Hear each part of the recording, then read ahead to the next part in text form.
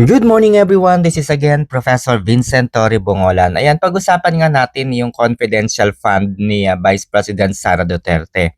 Yung ibinibintang nila na nilustay daw di umano ni Vice President Sara Duterte ang 125 million pesos na ibinigay po sa kanyang opisina ni Pangulong Ferdinand Romualdez Bongbong Marcos Jr. Alright.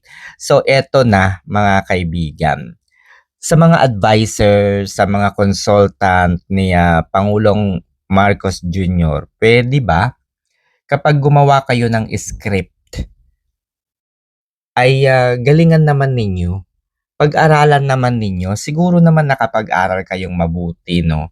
Yung script na kumbaga hindi kayo mabubutasan, yung script na hindi babalik sa inyo yung mga sisi o kung ano mang meron na ginawa, no? Doon sa script na yan. Paki ano lang naman, ang sa akin lang naman concern lang ako sa Pangulo. Kasi habang tumatagal kasi, habang tinuturuan ninyo itong Pangulo na makalusot dito sa napaka-maanomalyang flood control project na ito, unti-unti bumabalik sa kanya lahat ng sisi. Oo, totoo yan. Pansin ninyo yung Rappler. Meron silang investigation na ginawa sa flood control project. Basahin nyo na lamang, panoorin nyo na lamang, pakinggan nyo na lamang. Hindi ito gawa-gawa lamang ha. Balikan ninyo yung Rappler. Hindi ako nanonood ng Rappler dati. Ayoko ng Rappler. No? Dahil anti-Duterte ang Rappler ever since. Pero itong investigasyon nila, mga kaibigan, panoorin ninyo. Sinasabi kasi, 'di ba idinidikit nila kay Chis Escudero yung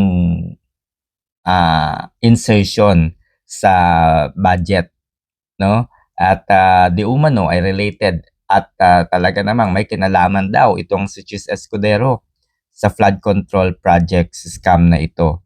So yun na nga, yung pag-aaral na ginawa, yung research, investigative research po na ginawa ng Rappler ay merong isang pangalang involved. Yung apelyido niya Ngu, NGU, yun si Ngu. Ayun, pinag-aralan nila yung connection.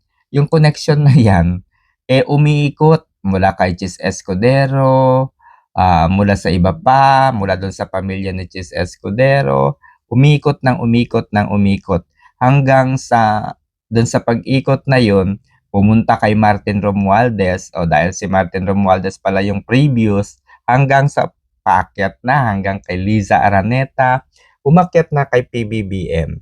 So alam niyo yun, yung yung gumagawa kayo ng palusot para malusutan itong flood control anomaly na ito. Ang balik din, ang dulo, ang dead end, ang Pangulo din, no? Ang dead end, Pangulo din. So yung gumagawa kayo ng paraan para maibaling sa iba yung sisi, para maibaling sa iba yung, alam niyo na, yung kalukuhan ninyo, ang suma total, ang pinakang dulo, bumabalik kay PBBM. O eto naman, yung script ni Erice, ito si Erice, no, hindi ko alam kung anong nito, idea nito eh. Si Erice, sabihin na natin may mga punto siya na para sa Duterte, pro Duterte. Hindi ko alam kung binibilot lang niya itong mga Duterte. Pero at the end of the day, yung pinakang segue niya, inilalayo niya si Pangulo doon sa issue ng flood control. Sino ba yung pumirma doon sa 2025 General Appropriations Bill na yan? Kaya nga naging batas yan eh. Kasi pinirmahan ni President noong December 30, 2024. So paanong walang kinalaman ng Pangulo dito? So yung segue dito ni Erice, Congressman Erice, ay hanggang kay Martin Romualdez, hanggang kay Saldico. Ayan, hindi pala niya sinali si Romualdez, hanggang kay Saldico lang. No, hanggang kay Saldico lang yung flood control projects. Tapos, dahil nga 'di ba, state witness di umano dapat malapit na itong si Martin Romualdez, dapat merong mapagbalingan ng sisi. Sino yung naisip nila na mapagbabalingan ng sisi dito? Department of Budget and Management. Ayan, patay ka dito, no? Mrs. Ayan, Mrs. ba o Miss? Ayan, patay dito si DBM Secretary. Aha, naku, Amena Pangandangan. Okay? So mukhang ikaw yung tinuturod ni Erice dito na parang ikaw yung pinakang final. Oh, di ba? Ala ka, patay ka dito. O, panoorin natin to. Pakinggan natin to ha, si Erice. Ngayon, di palitan ko yung DBM. Oh, palitan ko yung DBM. Alam ng DBM lahat yan. Naniniwala ako. From 2023, 300 billion yung nawala. 2024, 500 billion. 2025, 400. Hindi sila umaksyon. Noong 2025, nung naging controversial lang, pinabawasan lang nila ng 29 billion sa Pangulo. Pero yung karamihan, ay hindi. Kaya may at least very negligent o very incompetent yung DBM na inalaw nila ito. So, alin doon? Negligent or incompetent? Pareho. Pero naniniwala ko, ang gagaling ng mga analyst ng DBM, alam nila yan. Ang problema kasi, simple lang. Baka naman akala nila, lahat ng napakamakapangyarihan nung 19th Congress, ng chairman ng Committee on Appropriations, si Congressman Saldico. So baka akala nila dahil siya is protected by Speaker Romualdez, lahat ng desisyon na ginagawa nila doon ay may blessing ng Malacanang. Nandun pa yung anak ni Presidente, si Congressman Sandro. So ibig sabihin, baka ang iniisip ng mga secretaries, alam ng Pangulo yung ginagawa na ito, pinapayagan nila ngayon. Di ba mga kaibigan? So nililigtas nila talaga dito si Martin Romualdez at si President Bongbong Marcos Jr. So, ayan, ako po, Miss Amena Pangandangan, DBM, Department of Budget and Management. Ayan, paghandaan mo ito ha. Paghandaan mo itong mga susunod na mangyayari. Okay, mga kaibigan. Ito ang punto natin. Dahil binubuhay nitong ibang grupong ito yung, kumbaga, impeachment laban kay Vice President Sara Duterte, yung ibinibintang nila kay BP Sara na nilustay yung 125 million pesos. Ayan, merong mga petition sa Office of the Ombudsman. Alright? So, may karapatan ba ang Office of the Ombudsman na imbestigahan ang confidential fund ni Vice President Sara Duterte? So, kapag na-imbestigahan ba ito ng Ombudsman, ano po yung mangyayari? Babalik po sa impeachment. Binasura na nga po yung impeachment. So, how come na magkakaroon ito ng katuparan ng kanilang mga pangarap? So, eto guys, no? Pansin nyo ba? Ang daming lumabas na issue. Tungkol sa, Diyos ko po, Sabongero, missing Sabongero. Flood control projects, yan yung pinakang matindi, flood control projects. Mga bagyo, mga calamity, and so on so forth. Ang daming mga gusali, yung mga nasira. So eto na mga kaibigan. Bakit sa dinami-dami ng issue sa buong Pilipinas, katangi-tanging 125 million pesos lamang yung kinu-question ng mga siraulong mga kongresistang ito, yung mga anti-Duterte, yung mga kalaban po, hindi naman sila siguro anti-Duterte, siguro naghahanda lamang sila sa 2028 presidential election kasi nga wala silang pambato na maaaring ikapanalo nila kasi surely BP Sara is the president, no, sa 2028. So, pansin nyo, kung talagang corrupt itong si Vice President Sara Duterte, di sana kinalkal na nila yung record ni BP Sara even the time when she was still a mayor sa Davao City. Dapat tinignan na nila lahat ng mga accomplishment ni BP Sara nung siya ay nasa Davao, no? Tinignan nila, hinanapan nila ng butas. Pero wala silang makitang butas. Kasi nga, eto na yung pinakang latest sa flood control project. Nagpunta na doon si DPWH Secretary Vince Dizon. Nagtaka siya kasi nga nung matapos yung lindol magkasunod pa sa Cebu tapos doon sa Davao Oriental, bakit yung mga buildings, yung mga infrastructure sa Davao City, even the flood control project sa Davao City ay nananatiling matatag, matibay na para bagang isa itong bamboo tree na yumuko lamang nang maganap ang lindol. And nadagdagan pa itong pagkatuwa nitong si Vince Dizon. Talagang sinabi ni Vince Dizon na wala siyang nakitang problema sa Davao City. Promise. No, panoorin nyo yun, si Vince Dizon. Pinuri pa nga niya yung Davao maganda. No. Tapos eto pa, nadagdagan pa itong si Jessica Soho. Si Jessica Soho, alam naman natin yan. Hindi naman yan Duterte eh. Hindi yan Duterte. So, ano yan? Against yan kay Duterte even before. Lalo pa yung kanyang media outfit, GMA7, di ba? So, in-interview niya itong si Vince Dizon and lumalabas talaga na walang substandard na mga materyales na ginamit sa mga buildings and infrastructure sa Davao City. Maayos naman. So, eto na mga kaibigan. Hindi ba yan hudyat sa inyo para malaman na wala talagang lahing korap itong mga Duterte? Kasi kung meron yan, matagal na yan. Ang dami nyo ng paraan para mailink si Duterte sa mga issue na kinakaharap bakit hanggang ngayon nananatiling walang koneksyon sa sabongero, sa kung saan-saan man dito sa flood control, idinikit nyo na si Duterte.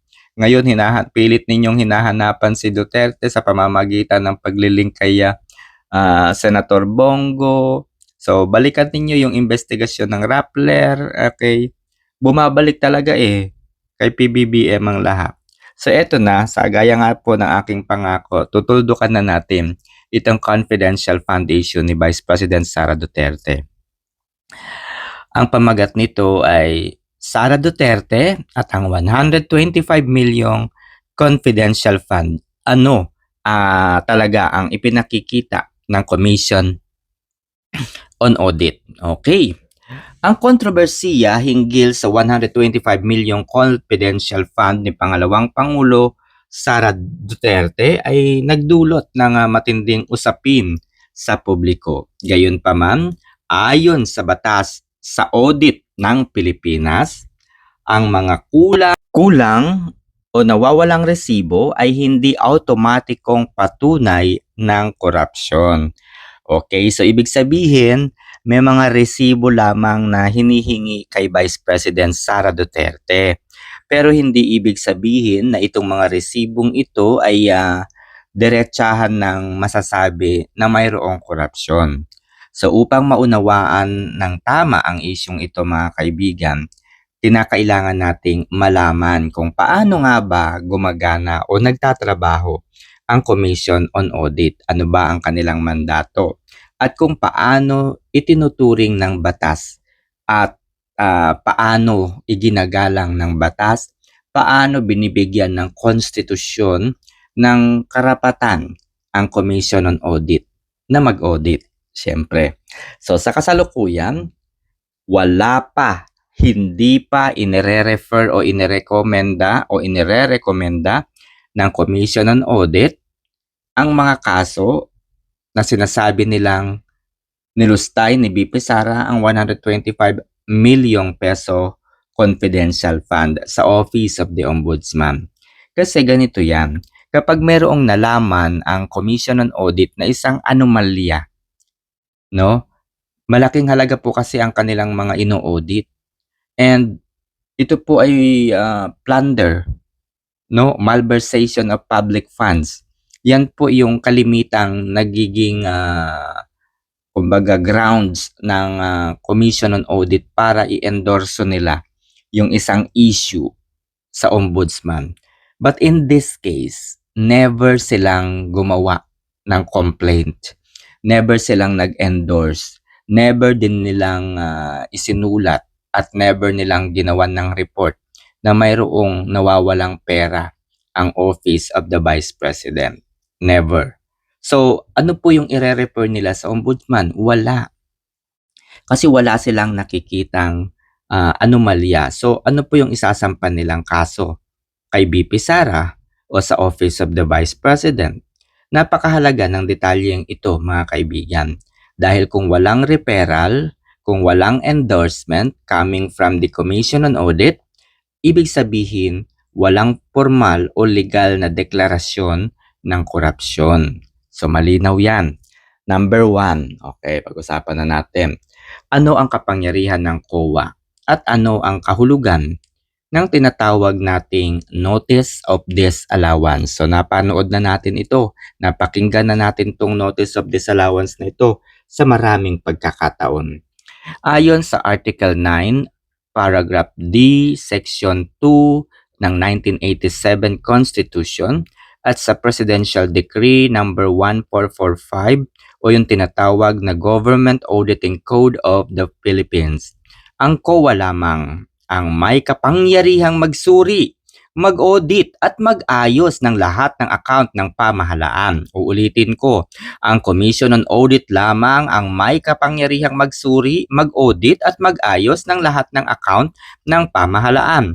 Tanging ito lamang ang makapagsasabi kung ang paggamit ng pondo ng bayan ay wasto at ayon sa batas. Malinaw yan na nakasaad sa Article 9D, Section 2 ng 1987 Constitution at nakapaloob din sa Presidential Decree number 1445 o yung tinatawag nating Government Auditing Code of the Philippines.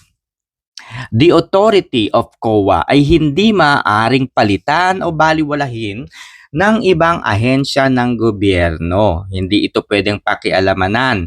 Hindi pwedeng questionin ng ibang ahensya ng gobyerno sapagkat ang authority o ang karapatang mag-audit ay COA lamang.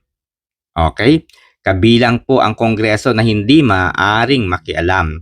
Ang Office of the Ombudsman na siyang nag-uusig ng mga kaso ng korupsyon ay umaasa sa mga natutuklasan ng Commission on Audit bilang pangunahing ebidensya. So again, uulitin ko, kung walang natuklasan ng COA, walang i-endorso sa Office of the Ombudsman.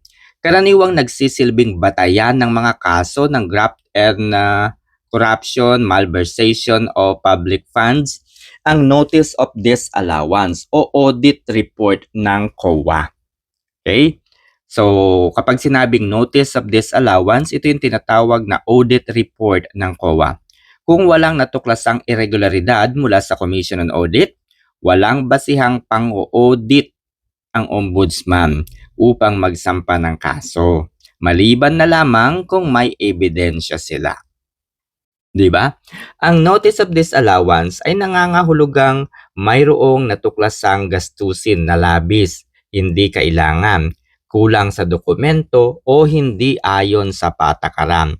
Hindi ito ibig sabihin automatic criminal na kaagad, automatic corruption na kaagad, automatic plunder, automatic malversation o public funds na agad. Hindi po ganoon iyon, no?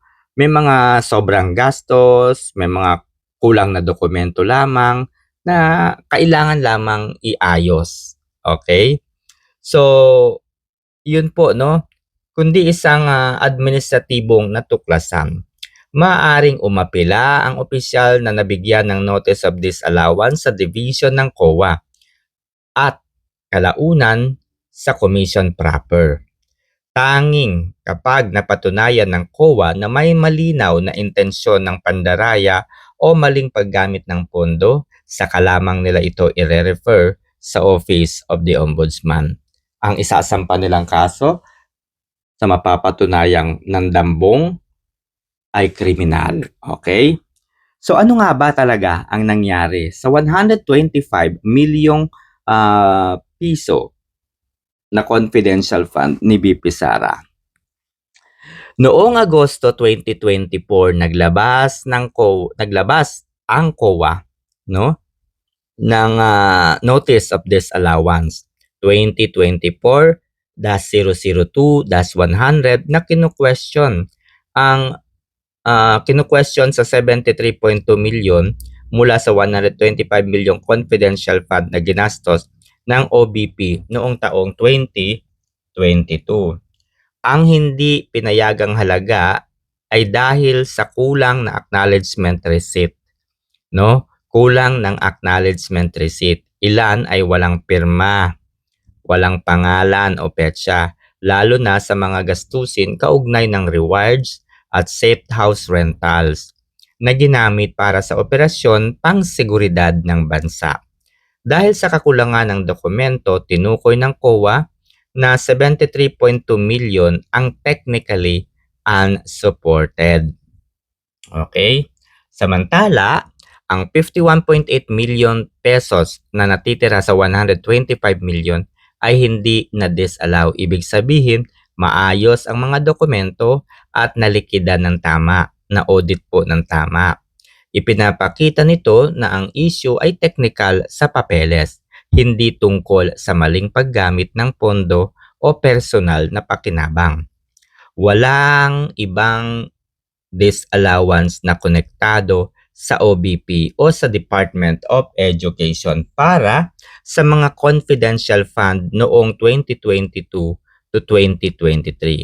Ang 73 million pesos na lamang yung nananatiling tinutukoy dito ng Commission on Audit at posibleng ito ay naipaliwanag o naayos na. Bagaman wala pang opisyal na pahayag ang COA tungkol dito. Okay? So, as of the moment, nakatanggap na, no, nag-release na po, no, nung mga nakaraang buwan ang COA ng audit report nila.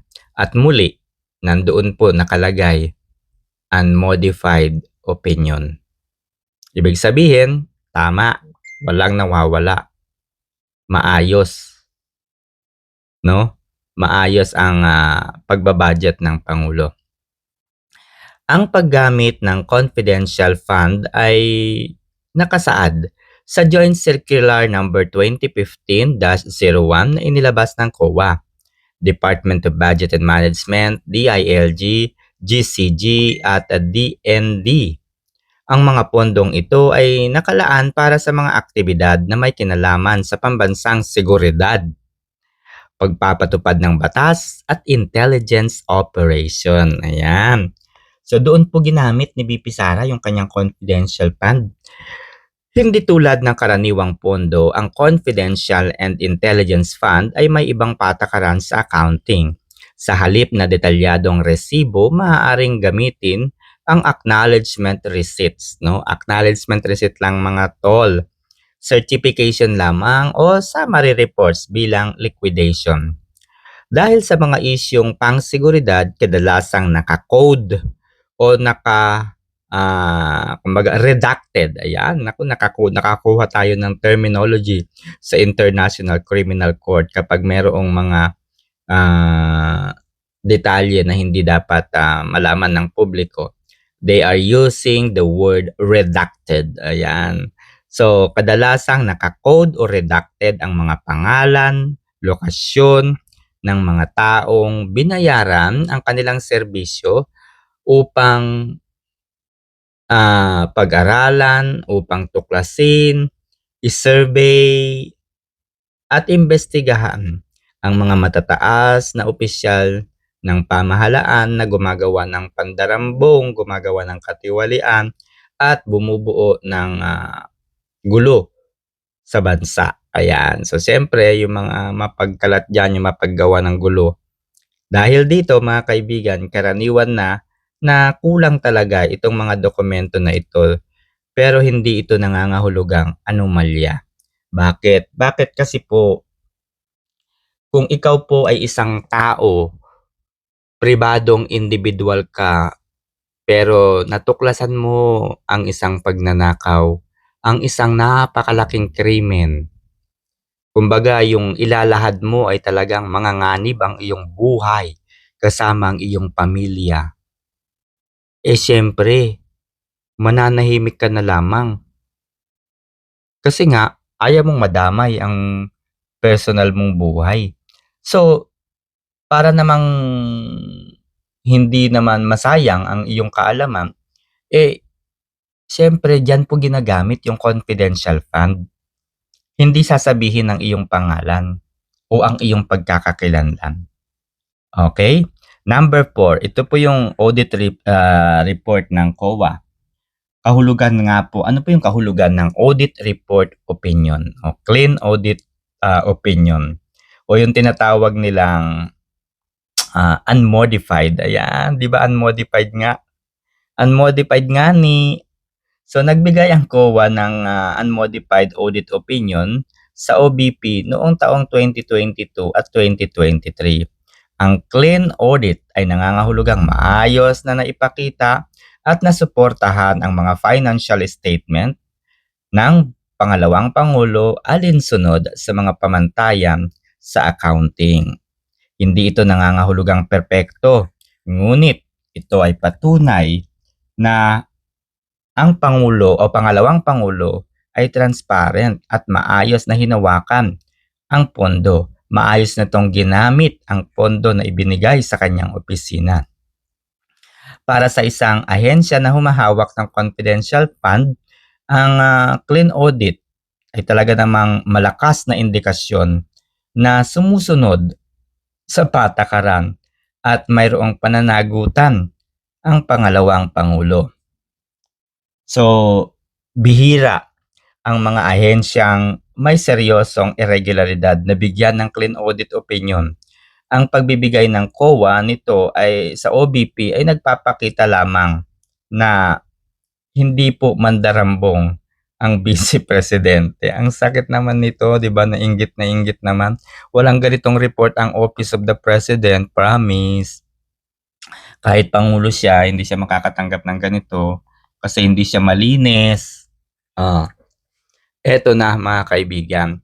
Balikan ninyo yung 19th Congress. May maganda pa rin naman na nangyari noong 19th Congress kahit na pinagtulungan nila, kahit naman na talagang ginitgit nila si Vice Presidente Sara Duterte. May nangyari pa rin naman. Panoorin ninyo yung interpellations. O ano ba tawag doon? Interpellations ba yun? Yung interpellations ni na Congressman Romeo Acop at yung taga Commission on Audit. O, di ba? Tinanong dito ni Acop, may nilustay ba na 125 ang OBP? Meron bang nawawalang pera sa Office of the Vice President? Meron bang ibinigay na mga resibo? Acknowledgement report ang OBP? Kompleto ba sa mga dokumento na magpapatunay na tama ang paggamit ng Office of the Vice President ng pondo na ibinigay sa kanya? Ang sagot ng taga-audit, kompleto po. Wala pong nilabag. Mayroon pong mga resibo na isinumite sa aming opisina. So napangiti si Congressman Romeo Acop. O, di ba? Panoorin nyo yun kasi. Oo, panoorin nyo kasi yun. Yung mga anti-Duterte kasi, marinig lang yung Vice Presidente na salita. Tinitigil na yung video. Oo, kaya panigurado ako. Itong video na ito, hindi na to umabot. Itong 28 minutes, hindi na aabot ito sa mga anti-Duterte. Mga 1 minute pa nga lang, baka wala pa eh. Hindi na nila ito papanoorin eh. Anyway, so pag-usapan naman natin yung kasalukuyang kalagayan ng 2028. Ayun ngayon pala. So, eto nga, yung 73.2 million na disallowance ay nananatiling valid ang clean audit opinion. O, di ba? Ito na po yung latest ha. Ibig sabihin, walang opisyal na natuklasang korupsyon ang Commission on Audit. Diyos ko po, nakakainis. Nakakainis naman talaga. Si VP Sara napaka-honest. Napaka-honest, hindi siya corrupt. Talaga naman. Anyway, mga kaibigan, sana ay naliwanagan na po ang lahat at i-research nyo ng ilang beses. 2 beses na po naglabas ng audit report ang Commission on Audit. At talaga pong inulit-ulit na nila Again, ang pinakahuli natin dito na pwedeng banggitin o sabihin, kung talagang corrupt ang Vice Presidente, sana hindi lamang yung confidential fund yung kanilang ginagamit panlaban sa kanya. Kaso wala eh. Confidential fund lang talaga be. Oo. Confidential fund lang talaga. Tapos bukod doon, wala na. Oh, ano pa? 'Di ba? Obviously yan eh. Obvious na obvious yan. Nako. Sige nga sa mga nanonood po ng video na ito, iparinig nga natin ito sa mga anti-Duterte.